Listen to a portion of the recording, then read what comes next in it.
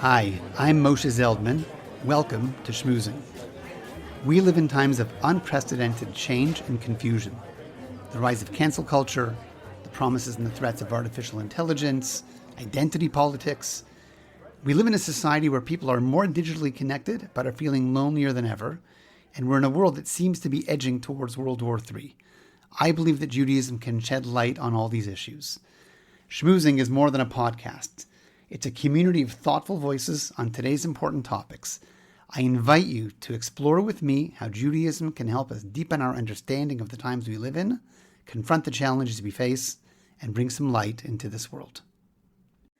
A quick thought on this week's Parsha Shemini. We finally reached the day. The Mishkan, the tabernacle, weird word, the portable temple in the desert, had finally been constructed, and today is the day of the inauguration. But tragedy strikes. Nadav and Avihu, two of Aaron's sons, entered the Holy of Holies and were instantly killed by a divine bolt of lightning. Then Moshe turns to Aaron and says, I see that these two were even greater than you and I. But why did they die? The Talmud gives several answers. One is that Nadav and Avihu used to walk behind their father Aaron and their uncle Moshe and say, when are these two elders going to die? When do we finally get to take over and be the leaders? Seriously? You would talk that way about your parents, who were the leaders of the generation, the greatest people to ever live? And then Moshe called them even greater than you and I? What's going on?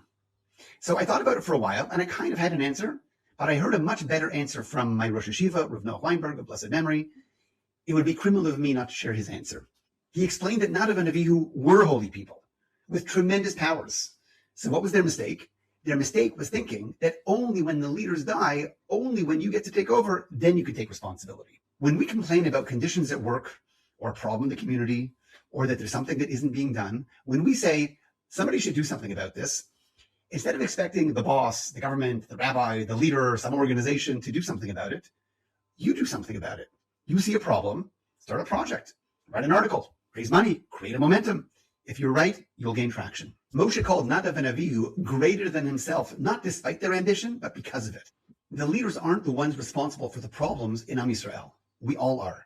The leaders are the ones who stopped waiting or complaining and did something about it. Responsibility doesn't need permission. Good Shabbos. Thank you for listening. Please like, subscribe, and also leave feedback if you liked the content, and especially if you didn't.